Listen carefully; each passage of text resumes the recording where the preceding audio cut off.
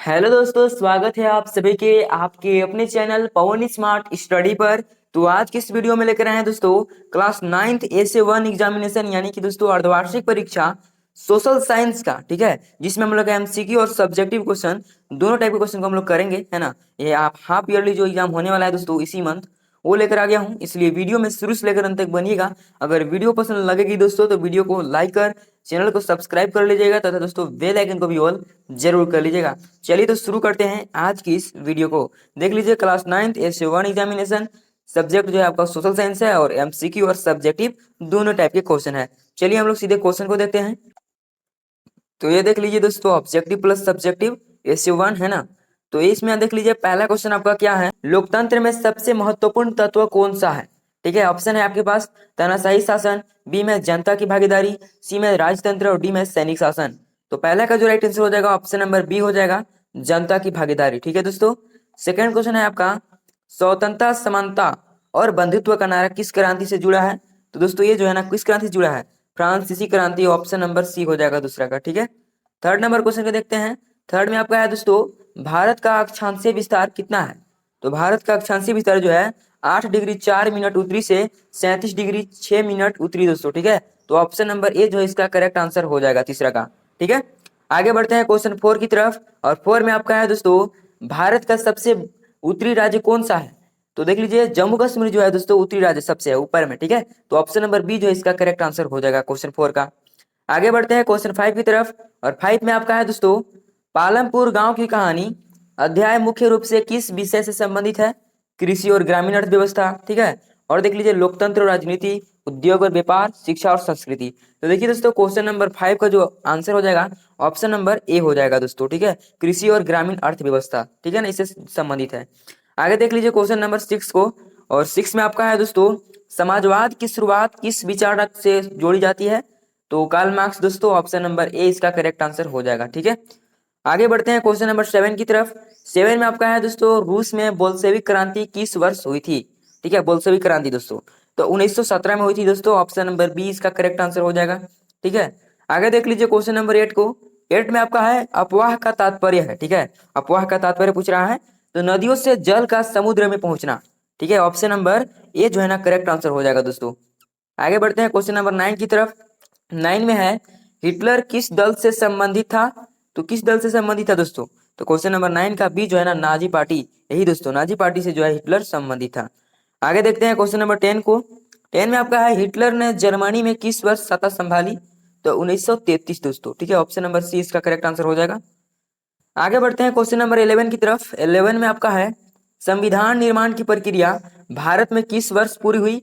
तो कब हुई थी दोस्तों, 1949 में, ऑप्शन नंबर सी इसका करेक्ट आंसर हो जाएगा। और कब लागू हुई थी, तो 1950 में, याद रखिएगा। ठीक है, आगे देख लीजिए क्वेश्चन नंबर 12 को। 12 में आपका है भारत का संविधान कब लागू हुआ, देख लीजिए पूछ दिया, तो 26 जनवरी 1950 दोस्तों, याद रखिएगा। ठीक है, आगे बढ़ते हैं नेक्स्ट क्वेश्चन की तरफ। अगला क्वेश्चन आपका है लोकतंत्र में सरकार किसके प्रति जवाबदेह होती है। ठीक है, राष्ट्रपति हो गया, न्यायपालिका, जनता, गवर्नर। तो राइट आंसर जनता हो जाएगा दोस्तों, ऑप्शन नंबर सी। ठीक है, आगे बढ़ते हैं क्वेश्चन नंबर 14 की तरफ।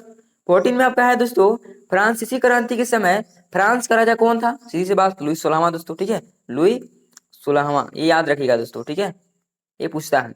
आगे देख लीजिए क्वेश्चन नंबर 15 को। 15 में आपका है भारत की सबसे लंबी नदी कौन सी है। गंगा है, ब्रह्मपुत्र है, यमुना है, गोदावरी है। तो क्वेश्चन नंबर 15 का जो हो जाएगा ऑप्शन नंबर ए हो जाएगा दोस्तों, गंगा। ठीक है, आगे देख लीजिए क्वेश्चन नंबर 16 को। 16 में आपका है पालमपुर गांव की कहानी में किसानों की मुख्य समस्या क्या थी। तो क्या थी दोस्तों, तो उर्वरक की कमी, जमीन की कमी, वर्षा की कमी या फिर शिक्षा की कमी। तो 16 का हो जाएगा दोस्तों ऑप्शन नंबर बी, जमीन की कमी। ठीक है ना, ये मुख्य समस्या थी। आगे देख लीजिए क्वेश्चन नंबर 17 को। और 17 में आपका है रूसी क्रांति, है ना, रूसी क्रांति के बाद रूस का नाम क्या रखा गया दोस्तों, USSR। ठीक है ना, ऑप्शन नंबर ए बी जो है इसका राइट आंसर हो जाएगा। ठीक है, आगे बढ़ते हैं क्वेश्चन नंबर 18 की तरफ। टोटल 20 ऑब्जेक्टिव क्वेश्चन है, इसके बाद हम लोग सब्जेक्टिव को देखेंगे। ठीक है, क्या है कि अफवाह का मुख्य स्रोत कौन है, वर्षा है, पवन है, सूर्य है, हिमालय है। तो 18 का हो जाएगा दोस्तों, क्या हो जाएगा इसका आंसर आप लोग कीजिए, है ना, अफवाह का मुख्य स्रोत कौन है, इसका आंसर आप लोग बताएंगे। आगे देख लीजिए 19 को। 19 में आपका है नाजीवाद की विचारधारा किस पर आधारित थी। तो समानता और बंधुत्व, तानाशाही और जातीय श्रेष्ठता। ठीक है, समाजवाद और लोकतंत्र, अहिंसा और सत्य।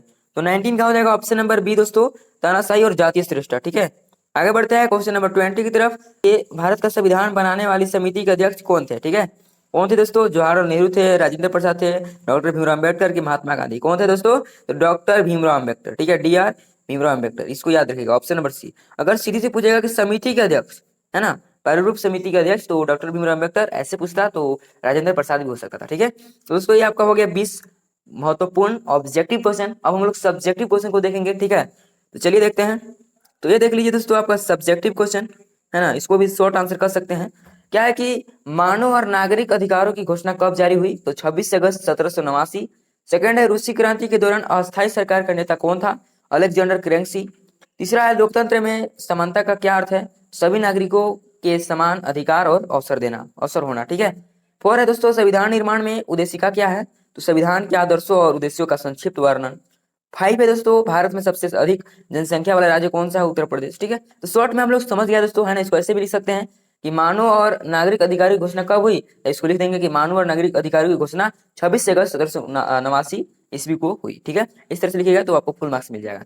आगे देखते हैं दोस्तों, लघु उत्तरीय प्रश्न देख लीजिए। क्या है पहला क्वेश्चन? फ्रांसीसी क्रांति के 2 सामाजिक कारण लिखिए। सामाजिक कारण लिखना है। पहला पॉइंट देख लीजिए। पहले तो आप ये लिख सकते हैं कि फ्रांसीसी क्रांति के 2 सामाजिक कारण निम्नलिखित है। ये लिखने के बाद पहला पॉइंट में लिखेगा समाज में सामंती विशेषाधिकार, और सेकंड पॉइंट में लिखेगा पादरियों और अमीरों को कर से छूट। ठीक है, ये हो गया दोस्तों। सेकंड क्वेश्चन देख लीजिए क्या है? अक्टूबर रूसी क्रांति का एक प्रमुख परिणाम लिखिए। ठीक है, तो उत्तर हो जाएगा बोल्शेविकों के नेतृत्व में साम्यवादी सरकार की स्थापना। ठीक है, ये हो गया दोस्तों। थर्ड नंबर क्वेश्चन को देख लीजिए क्या है? भारत में चुनाव आयोग की 2 मुख्य भूमिका लिखिए, है ना। तो पहला देख लीजिए क्या है? चुनावों का संचालन। ये हो गया दोस्तों। इसको ऐसे भी लिख सकते हैं, भारत में चुनाव आयोग की 2 मुख्य भूमिका निम्नलिखित है। पहला तो हम लोग देख लिए। दूसरा देख लीजिए आधार, दूसरा है आपका आचार संहिता लागू करना। ठीक है दोस्तों, ये आपका सेकंड हो गया पॉइंट। अब क्वेश्चन 4 को देखते हैं। क्या है क्वेश्चन 4? मानव पूंजी निर्माण में शिक्षा की भूमिका लिखिए। तो शिक्षा व्यक्ति की कौशल और क्षमता बढ़ाती है, जिससे उत्पादन और आय में वृद्धि होती है। इसका उत्तर हो गया। 5 है दोस्तों भारत के भौतिक स्वरूप में तटीय मैदान की विशेषता लिखिए। तो उत्तर देख लीजिए, यहाँ की भूमि उपजाऊ होती है और मत्स्य पालन और व्यापार के लिए उपयुक्त है। ठीक है दोस्तों, ये हो गया आंसर। अब देखेंगे हम लोग दीर्घ उत्तरीय प्रश्न को, है ना, थोड़ा सा देख लेंगे इसको भी। क्या है क्वेश्चन? पहला, फ्रांसीसी क्रांति के राजनीतिक, सामाजिक और आर्थिक कारणों का वर्णन कीजिए। तो देख लीजिए दोस्तों, उत्तर है राजनीतिक कारणों में राजा का निरंकुश शासन और संसद की अनुपस्थिति थी। सामाजिक कारणों में 3 वर्गों के बीच असमानता, समानती, है ना, सामंती विशेषाधिकार और पादरियों की शक्ति शामिल थी। आर्थिक कारणों में भारी कर, महंगाई और अकाल से जनता परेशान थी। इन सब ने मिलकर 1789 क्रांति को जन्म दिया। ठीक है, सेकंड क्वेश्चन को देख लीजिए क्या है? रूसी क्रांति का अंतरराष्ट्रीय प्रभाव समझाइए। तो उत्तर है दोस्तों रूसी क्रांति ने दुनिया में समाजवाद के प्रसार को बढ़ाया दिया, है ना, बढ़ावा दिया। कई देशों में श्रमिक आंदोलनों के प्रेरणा मिली। उपनिवेशवाद विरोधी आंदोलन में भी क्रांति के विचारों का प्रभाव पड़ा। यह पूंजीवाद के विकल्प के रूप में समाजवाद की स्थापना का उदाहरण बना। ठीक है दोस्तों, ये आपका आंसर हो गया। फिर देख लीजिए क्वेश्चन 3 को। क्या है दोस्तों? लोकतंत्र की विशेषता और कमजोरियों को स्पष्ट करें। ठीक है, तो उत्तर देख लीजिए, विशेषताओं में जनता की भागीदारी, मौलिक अधिकारों की रक्षा और कानून का समान अनुपालन शामिल है। कमजोरियों में निर्णय लेने की धीमी प्रक्रिया, है ना, भ्रष्टाचार और चुनावी धन बल का प्रभाव प्रमुख है। ठीक है दोस्तों, ये हो गया। क्वेश्चन 4 को देख लीजिए क्या है? संविधान निर्माण में डॉक्टर भीमराव अम्बेडकर का योगदान लिखिए। तो देख लीजिए दोस्तों क्या है? डॉक्टर अम्बेडकर, है ना, संविधान मसौदा समिति के अध्यक्ष थे। उन्होंने मौलिक अधिकार, सामाजिक न्याय, समानता और कमजोर वर्गों के संरक्षण के लिए प्रावधान जोड़े। उनकी दृष्टि से संविधान लोकतांत्रिक, धर्मनिरपेक्ष और समावेशी बना। 5वां है दोस्तों, भारत के जल संसाधनों और अपवाह तंत्र का वर्णन कीजिए। तो उत्तर देख लीजिए, भारत में नदियां 3 प्रकार की है, हिमालय, पारदीपीय और तटीय, है ना। गंगा, ब्रह्मपुत्र, गोदावरी, नर्मदा और कावेरी प्रमुख नदियां हैं। हिमालयी नदियां 12मासी होती है, जबकि प्रायद्वीपीय नदियां वर्षा पर निर्भर रहती है। ठीक है, अपवाह तंत्र भारत की कृषि, पेयजल और बिजली उत्पादन में महत्वपूर्ण भूमिका निभाता है। ठीक है दोस्तों, ये हो गया आपका मोस्ट इंपोर्टेंट क्वेश्चन, जितना भी बताया है ये सारा का सारा मोस्ट इंपोर्टेंट क्वेश्चन है। तो कैसी लगी वीडियो? अगर वीडियो पसंद लगी होगी दोस्तों तो वीडियो को लाइक कर लीजिएगा। चैनल पर नए होंगे चैनल को सब्सक्राइब कर बेल आइकन को भी ऑल जरूर कर लीजिएगा। चलिए तो मिलते हैं नेक्स्ट वीडियो के साथ, तब तक के लिए जय हिंद, जय भारत।